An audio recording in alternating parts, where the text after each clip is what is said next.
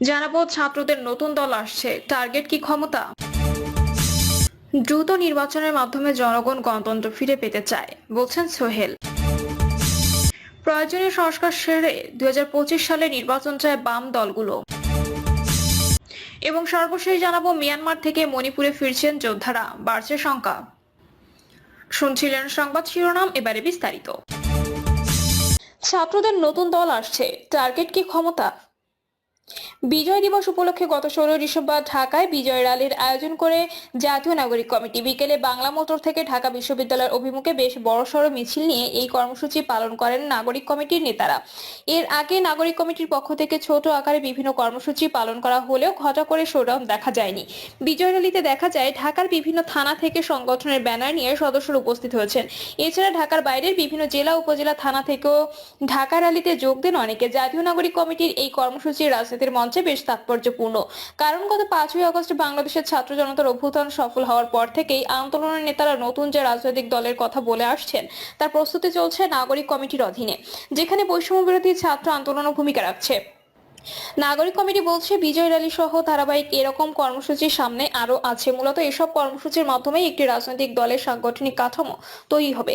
আগামী মাস দুয়েকের মধ্যে স্পষ্ট হবে নতুন দলের কাঠামো। কিন্তু বাংলাদেশ যখন আরেকটি জাতীয় নির্বাচনের সম্ভাব্য সময় ঘোষিত হয়ে গেছে, তখন আন্দোলনের নেতাদের নতুন দলের প্রস্তুতি বাস্তবে কতটা এগিয়েছে, এই দলে কারা থাকবেন, দলের নীতি আদর্শ কি হবে, সেসব নিয়ে প্রশ্ন উঠছে। সম্ভাব্য দলের শীর্ষ নেতাই বা কে হবেন, সেটা একটা বড় প্রশ্ন। ফেব্রুয়ারির মধ্যেই দলের আত্মপ্রকাশ সম্ভব। জাতীয় নাগরিক কমিটির বিভিন্ন পর্যায়ে কথা বলে জানা যাচ্ছে, শুরুতে 2025 সালে জানুয়ারির মধ্যে রাজনৈতিক দল গঠনের লক্ষ্য ছিল, তবে নানা জটিলতায় সেটা আর সম্ভব হচ্ছে না। ফলে নতুন করে দল গঠনের সম্ভাব্য সময়সীমা ধরা হয়েছে ফেব্রুয়ারি।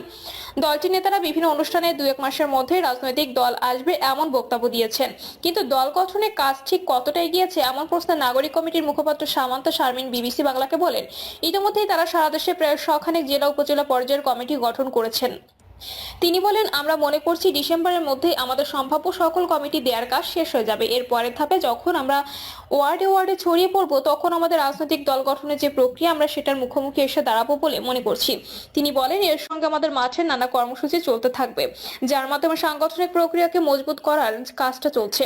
আমরা এখনো সুনির্দিষ্ট দিনক্ষণ বলতে চাই না, তবে মনে করছি সব মিলিয়ে আমরা 1-2 মাসের মধ্যে একটা রাজনৈতিক দল দেখতে পাবো।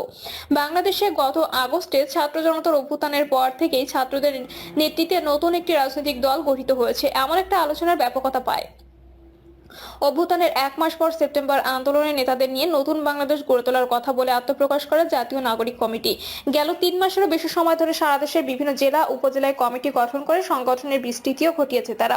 তাদের পক্ষ থেকে বলা হচ্ছে, তৃণমূলের সাংগঠনিক কাঠামো তৈরি হলে দলও দাঁড়িয়ে যাবে, কিন্তু তৃণমূলের সংগঠনের বিস্তৃতি কতটা হচ্ছে সেটা বুঝতে আমরা কথা বলি নারায়ণগঞ্জ শহরের সদ্য গঠিত নাগরিক কমিটির একজন নেতার সঙ্গে। নারায়ণগঞ্জ সদরের নাগরিক কমিটির প্রতিনিধি মোহাম্মদ শওকত আলী জানিয়েছেন, থানা কমিটি গঠনের পর তাদের এখন লক্ষ্য পাড়া মহল্লা ভিত্তিক কর্মকাণ্ড বিস্তৃত করা। তিনি বলেন, নারায়ণগঞ্জের 7টি থানায় আমাদের কমিটি হয়ে গেছে। এখন এই 7 থানাকে সমন্বয় করে আমরা একটা সাংগঠনিক টিম গঠন করছি। এটার মাধ্যমে আমরা জেলা বা মহানগর কমিটি তৈরি করব। তারপর মহানগরের অধীনে যতগুলো ওয়ার্ড আছে প্রতিটি ওয়ার্ডে কমিটি থাকবে। এরপর গ্রাম ভিত্তিক কমিটি হবে। তিনি আরো বলেন, আমাদের মূল লক্ষ্য হচ্ছে একটা রাজনৈতিক দল তৈরি করা। নাগরিক কমিটি নিজের দল হবে না, কিন্তু আমাদের ভেতর থেকেই দলটা তৈরি হবে আলাদা নামে। আমাদের কাজ হবে পাড়া মহলের প্রান্তিক মানুষের কাছে সেই দলের খবর পৌঁছানো, দলটাকে পরিচিত করে তোলা, রাজনৈতিক পরিবেশ তৈরি করা। জাতীয় নাগরিক কমিটির নেতারা আশাবাদ তৃণমূল পর্যন্ত বিস্তৃত একটি বড় রাজনৈতিক দলের আত্মপ্রকাশের ব্যাপারে, যেখানে মূল ভূমিকায় থাকবে তারা। পাশাপাশি সেই দলে ভূমিকা থাকবে বৈষম্য বিরোধী ছাত্র আন্দোলনেরও। যদিও নাগরিক কমিটি কিংবা বৈষম্য বিরোধী ছাত্র আন্দোলন কোনোটি শেষ পর্যন্ত রাজনৈতিক দলে রূপান্তরিত হবে না, বরং স্বতন্ত্র সংগঠন হিসেবেই থেকে যাবে। ওই দুটি সংগঠন থেকে যারা রাজনীতিতে অংশ নিতে ইচ্ছুক তারা নতুন দলে যোগ দেবে। কিন্তু বাংলাদেশের নতুন একটা রাজনৈতিক দলের সম্ভাবনা কতটা? বাংলাদেশের বাস্তবতায় গত প্রায় 4 দশকে আওয়ামী লীগ বিএনপির মতো সারা দেশে বিস্তৃত বড় কোনো রাজনৈতিক দল তৈরি হয়নি। বিভিন্ন সময় বেশ কয়েকটি রাজনৈতিক দল গঠিত হলেও সেগুলো আওয়ামী লীগ বিএনপির মতো বড় দলে রূপান্তরিত হতে পারেনি। এছাড়া বামজান জাতীয়তাবাদী থেকে শুরু করে ইসলামপন্থী আদর্শের রাজনীতিও আগে থেকে উপস্থিত আছে দেশটিতে।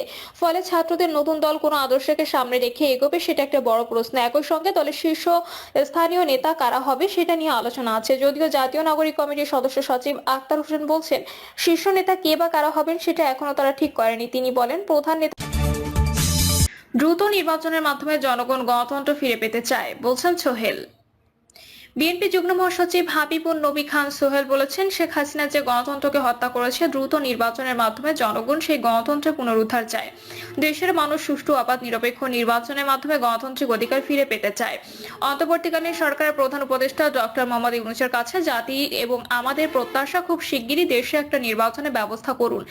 স্বৈরাচারের কবলে পড়ে দেশের জনগণ তাদের মূল্যবান ভোটের অধিকার হারিয়েছিল। স্বল্প সময়ের মধ্যে একটা নির্বাচন অনুষ্ঠানের মাধ্যমে জনসাধারণ তাদের ভোটাধিকার ফিরে পেতে চায়। সোহেল বলেন, দেশের সব সেক্টরে আমূল পরিবর্তন এবং সংস্কারের জন্যই বিএনপি 31 দফা ঘোষণা করেছে। আমরা মনে করি নির্বাচিত সরকারের মাধ্যমে জনসাধারণ তাদের সব অধিকার ফিরে পাবে। প্রয়োজনীয় সংস্কার সেরে 2025 সালে নির্বাচন চায় বাম দলগুলো। দ্রুত সময়ের মধ্যে জাতীয় সংসদ নির্বাচন চায় বিভিন্ন রাজনৈতিক দল। এর মধ্যে বামপন্থী রাজনৈতিক দলগুলো রয়েছে। প্রয়োজনীয় সংস্কার সহ এই নির্বাচনের জন্য 1 বছর সময় যথেষ্ট বলেও এই দলগুলোর নেতারা মনে করছেন। জাতীয় সংসদ নির্বাচন নিয়ে সম্প্রতি প্রধান উপদেষ্টা ও প্রধান উপদেষ্টার প্রেস সচিব যে বক্তব্য দিয়েছেন তা রাজনৈতিক দলগুলোর মধ্যে বিভিন্ন আলোচনা ও প্রতিক্রিয়া দেখা দিয়েছে। অধিকাংশ রাজনৈতিক দল নির্বাচনের জন্য প্রয়োজনীয় সংস্কারগুলো দ্রুত শেষ করে নির্বাচনের দাবি করছে। এই সংস্কার সহ 1 বছর সময়ের মধ্যে নির্বাচন সম্ভব বলে দলগুলো মনে করে। এই নির্বাচনের জন্য 2025 সালের ডিসেম্বর পর্যন্ত সময় নেওয়া যেতে পারে বলে মনে করছে তারা, এর বেশি নয়। বিভিন্ন বামপন্থী রাজনৈতিক দলের নেতাদের সঙ্গে কথা বলে তথ্য জানা যায়।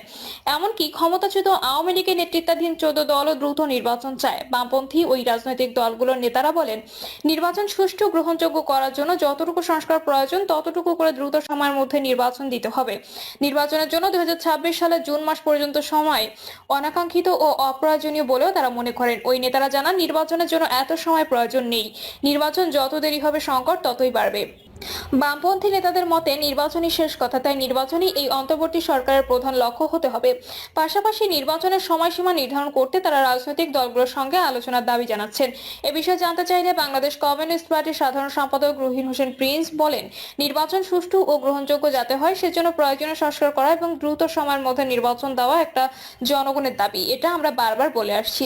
কিন্তু নির্বাচন নিয়ে প্রধান উপদেষ্টা বললেন একটা সময়ের কথা, আবার প্রধান উপদেষ্টা প্রেস সচিব বললেন আরেকটা সময়ের কথা। নির্বাচনের জন্য 2026 সালের জুন পর্যন্ত সময়, এটা অনাকাঙ্ক্ষিত ও অপ্রয়োজনীয়। এই নির্বাচনের জন্য 2025 সালের ডিসেম্বর পর্যন্ত সময় যথেষ্ট। এর জন্য রাজনৈতিক দলগুলোর সঙ্গে আলোচনা করে সময়সীমা নির্ধারণ ও পদক্ষেপগুলো নিতে হবে। বাংলাদেশ জাসদের সাধারণ সম্পাদক নাজমুল হক প্রধান বলেন, যেহেতু নির্বাচনই শেষ কথা, তাই দ্রুত সময়ের মধ্যে নির্বাচন দরকার। নির্বাচনকেই সরকারের প্রধান লক্ষ্য করতে হবে। এর জন্য প্রয়োজনীয় সংস্কার করতে হবে। সেক্ষেত্রে 2025 সালের ডিসেম্বর পর্যন্ত সময় নির্বাচন যথেষ্ট। তত্ত্বাবধায়ক সরকার যদি 3 মাসে নির্বাচন দিতে পারে, এই সরকার 3 মাসে না পারলে 6 মাসে পারবে, সেটা না পারলে 9 মাসে পারবে। 1 বছর যথেষ্ট সময়। এর বেশি সময়ের তো কোনো যৌক্তিকতা নেই।